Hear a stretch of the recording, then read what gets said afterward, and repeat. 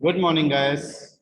So let's start the new topic, which name is damping free vibration. ठीक है? So before we start to discuss about the damping free vibration, uh, as per the GTU syllabus, this free vibration and damping free vibration both are in the in a one chapter. Okay, from where we have already discussed about the types of vibration, elements constitute the vibration, then spring mass system, then free undamped vibration, equation of motion, equivalent equivalent spring vibration. Now here we are discussing about the vibrational part. Okay, so let's start to focus on the new chapter, which name is the damped free vibration. Okay, so what is the damping? तो damping को समझने से पहले generally आपने अपने घर का एक इंसिडेंट आपको याद कराना पड़ेगा। इंसिडेंट क्या है? आपने अपने घर में एक मोटर लेके आए, मोटर का जो नीचे वाला पार्ट है जहां से वो वाटर सक करता है, हमने उसको पानी के अंदर डाला और जो डिलीवरी वॉल है उसको हमने ऊपर पानी से पाइप से कनेक्ट किया जो ऊपर की ओर गया।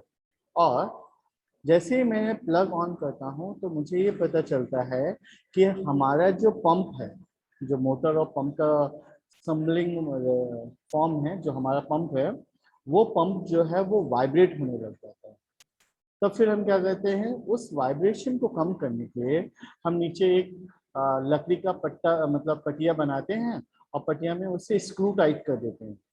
तो स्क्रू टाइट किया तो फिर देखा कि ओके वाइब्रेशन है लेकिन कम है।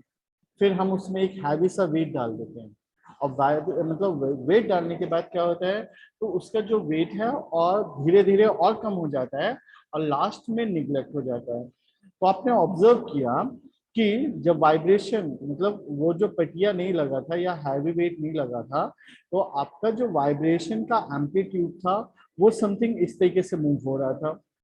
लेकिन जैसे ही आपने लोड एंड लगा दिया, तो लोड लगाने के बाद क्या किया, आपने देखा कि एम्पलीट्यूड बढ़ा तो है लेकिन धीरे धीरे फिर वो क्या होने लग गया, कम होने लग गया। और कुछ एक समय के बाद वो बिल्कुल मतलब मिनिमाइज हो गया। ठीक है, तो ये जो मिनिमाइज हो रहा है इसके लिए जो हमने काउंटर वेट लगाया है इसे ही हम डैम्पिंग बोलते हैं। ठीक है, याद रहेगा।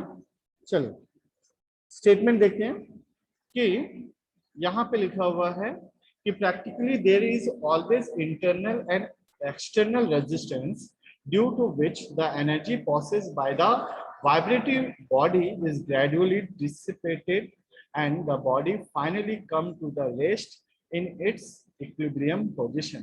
मतलब क्या हुआ, मैंने जब स्क्रू टाइट किया तो उसके बाद क्या होता है, तो वाइब्रेशन होता है, धीरे धीरे धीरे धीरे वो वाइब्रेशन कम होने लग जाता है और अल्टीमेटली वो अपनी बॉडी को इक्विलिब्रियम स्टेज पे ले आता है। ठीक है, initially the amplitude of vibration is maximum which goes on decreasing and finally completely lost with the period of time, जो हमने बात कर लिया है। तो the rate of decreasing the amplitude means rate of decay mainly depends on the amount of damping. Hence the diminishing of vibration with time is called damping, or the resistance offered by a body to the motion of a vibratory system is called damping, and the device used to resist the vibration is called damper। Clear है? Dampers क्या होते हैं? तो resistance that can oppose the vibration, और vibration damping क्या होती है? तो इट इज अ प्रोसेस और resistance offered by a body to the motion of the vibratory system is called damping. चलिए इसका एक डैश फॉर डैम्पिंग के बारे में बताया, मतलब सिंपली उसने एक एग्जांपल से आपको दिया है कि अगर ये एक लिक्विड है जिसको हमने एक सिलेंडर के अंदर डाला और पिस्टन को अंदर की ओर मूव किया, तो एक्चुअली ये पिस्टन जो है वो वाइब्रेशन नहीं होने लगा, मतलब नहीं करेगा। क्यों? क्योंकि एक्चुअली ये जो ऑयल है वो उसको स्टेबल बना के रखने में हेल्प करेगा। ठीक है, तो प्रैक्टिकली डैम्पर्स जो होते हैं वो कितने टाइप्स के, मतलब types of dampers are used, कौन कौन से डैम्पर्स होते हैं? तो dashpot damper, eddy current damper, torsional viscous damper and Lanchester damper. ठीक है, Lanchester damper. The commonly used type of damper is dashboard damper. It consists of a piston moving inside the cylinder filled with viscous fluid. याद रखिएगा, fluid जो होना चाहिए उसकी property होनी चाहिए कि वो काफी विस्कस है। तो the vibratory system with any kind of damper is used to be under damped vibration.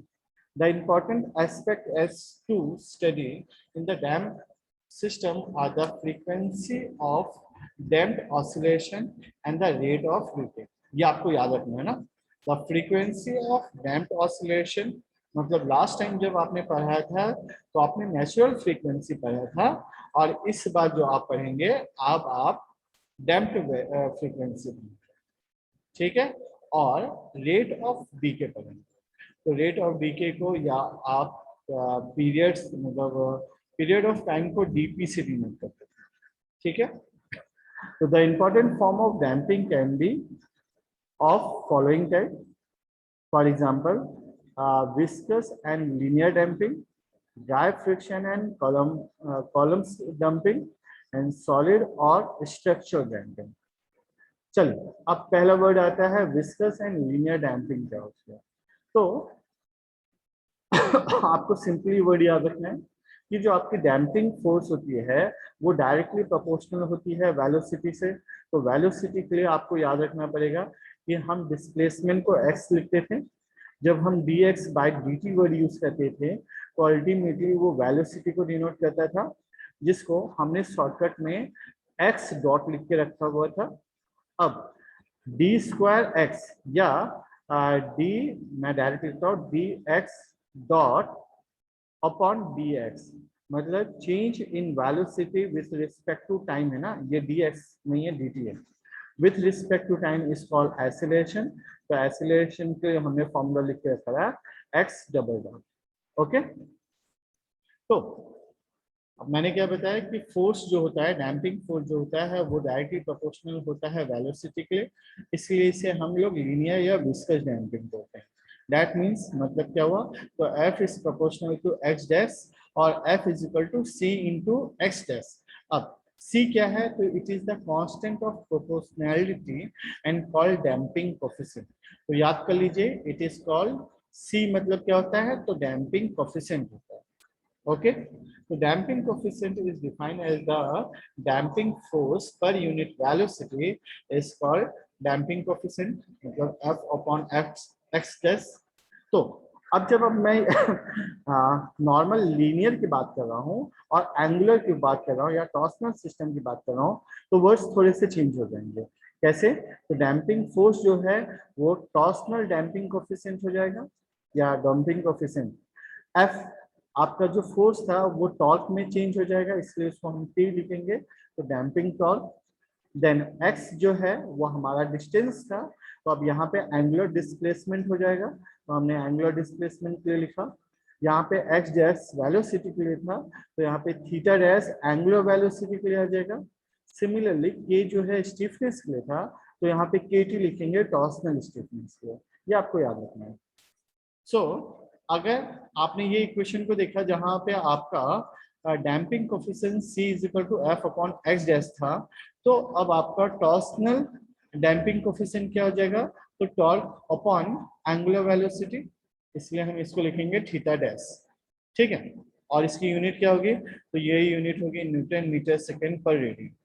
So a viscous damp system with spring mass arrangement as is shown in figure, तो जैसे आपने उसमें किया था कि सीरीज एंड पैरेलल मिलाया था, same rules यहाँ पे भी आपको फॉलो करना है कि the damping force of the dashboard and the spring force act on the opposite direction of the motion of the mass.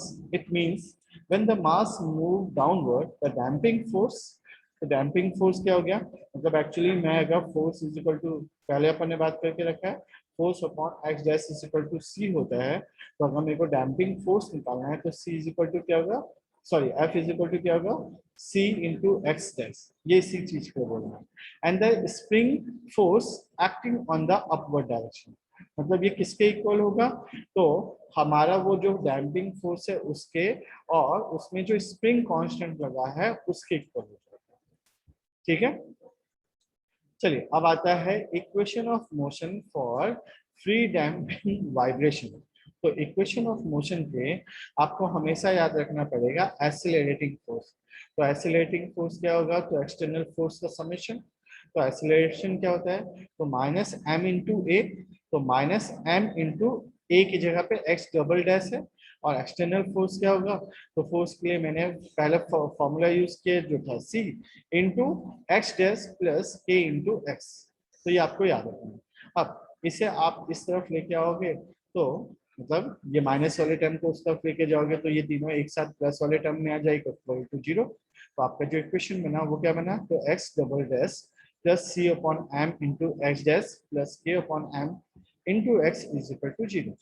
And this is called differential equation of motion for the damped free damped system. ठीक है, चलो अब आपको पता है we know date या all we know date कि linear differential equation में अगर सेकंड ऑर्डर होगा तो हमारा जो सॉल्यूशन बनता है वो बनता है x is equal to e raise to power S t. Okay, और s क्या है, तो s is the constant to be found, जो प्रैक्टिकली हम फाउंड करते हैं, और t कितना टाइम टेकन लगा। तो अगर मैं विथ रिस्पेक्ट टू टाइम इसको डिफरेंशिएट करूंगा तो मुझे इससे वेलोसिटी मिलेगा और मुझे इससे एक्सेलरेशन मिलेगा। तो वेलोसिटी आया s into e raise to power S t, and s double dash आया s square e raise to power S t. अब अगर मैं ये सारी वैल्यूज को पुट करूँ कहाँ पे, यहाँ पे ना, अगर मैं पुट कर रहा हूँ तो मेरा जो इक्वेशन बन रहा है वो हो रहा है S square e raise to power S T plus C upon M into S into e raise to power S T plus K upon M e raise to power S T is equal to zero. और अगर e raise to power S T e raise to power S T e raise to power S T में हटा दूं तो मेरा जो equation बनेगा वो होगा S square plus C upon M into S plus K upon M is equal to zero. और ये जो इक्वेशन है इसे ही हम बोलते हैं characteristic equation of the system. अब कैरेक्टरिस्टिक इक्वेशन का जैसे हमको याद होगा कि हम मतलब जैसे ही ये इक्वेशन बनता था linear equation in two variable, तो इसका हम सॉल्यूशन निकालते थे। तो सॉल्यूशन क्या होता था, तो सॉल्यूशन होता था प्लस माइनस बी, सॉरी कुछ गलत लिख दिया ना मैंने, एक सेकंड ना।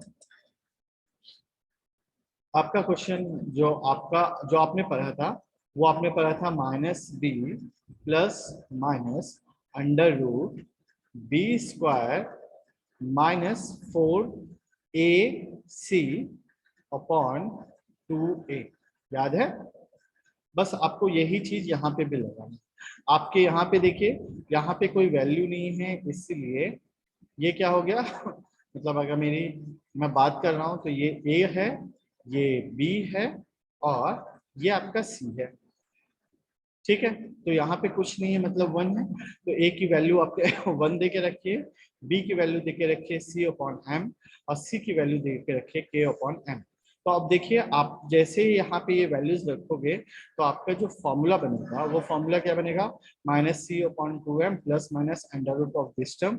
और मैं क्या करूंगा, तो दोनों में देख रहा हूँ मेरे को c अपॉन 2m कांस्टेंट दिख रहा है, तो मैंने c अपॉन 2m को कांस्टेंट बाहर निकाल दिया, तो अंदर बचा -1 plus minus under root of 1 minus 4km upon c square. ठीक है, जिसका मतलब होता है, क्या मतलब होता है भाई, कि एक्चुअली ये वर्ड जो है ये यहाँ पे एक्स या वाई जो आपका अननोन है उसकी वैल्यू फाइंड आउट करने के लिए। तो हमारा जो वैल्यू अननोन है वहां पे हम क्या करेंगे, प्लस और माइनस करके दो टर्म्स में डिफाइन कर देंगे। मतलब मेरा जो जनरल सॉल्यूशन बनेगा डिफरेंशियल इक्वेशन पे वो बनेगा x is equal to a into e raise to power s1 t plus b into e raise to power s two t. याद रखिएगा ए और बी जो है वो आर्बिट्री कांस्टेंट है, ये generally place to place vary होता है। ठीक है, चलिए इसके बाद जो है critical damping coefficient next lecture में पढ़ेंगे, अभी के लिए इतना काफी है।